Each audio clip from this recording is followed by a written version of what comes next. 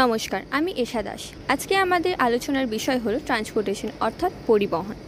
আজকাল দৈনন্দিন জীবনে পরিবহনের উপর অসংখ্য মানুষ নির্ভরশীল। দৈনন্দিন জীবন, বাণিজ্য ও অর্থনৈতিক উন্নয়নের উপর গুরুত্বপূর্ণ ভূমিকা পালন করে।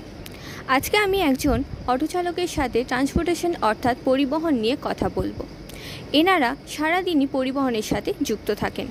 অসংখ্য যাত্রীদের তাদের গন্তব্যস্থলে এনারা পৌঁছে দেন।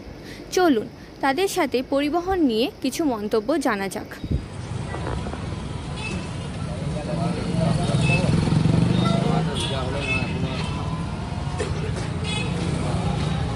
নমস্কার, আমি অ্যাডামাস ইউনিভার্সিটি স্টুডেন্ট জার্নালিজমের। আপনাকে কিছু কোশ্চেন করব এই আজকালকার দিনের পরিবহন নিয়ে। তো আপনি এই একদিনে কত আয় করেন অটো চালাতে? 1000 টাকা মতো হয়ে যায়। আর কত ঘন্টা চালাতে পারেন একদিনে? 8 থেকে 10 ঘন্টা মতো চলে গাড়ি। আপনার ড্রাইভিং লাইসেন্স আছে? অবশ্যই আছে। আচ্ছা, আপনার এই এখনকার দিনের রাস্তাঘাটের যে অবস্থা, এই নিয়ে কিছু মন্তব্য আছে?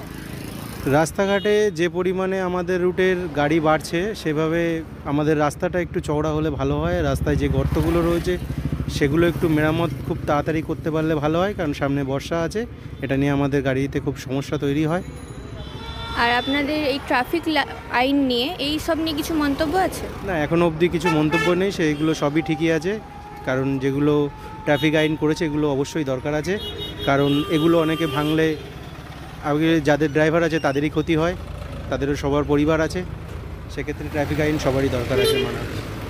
আর আপনি কত বছর ধরে অটো চালাচ্ছেন, এই নিয়ে কোনো অভিজ্ঞতা আছে? না, আমি 5 বছর চালাচ্ছি, মোটামুটি চালাচ্ছি। এখন অবধি সেরকম কোনো বাজে হয়নি। আপনার নাম?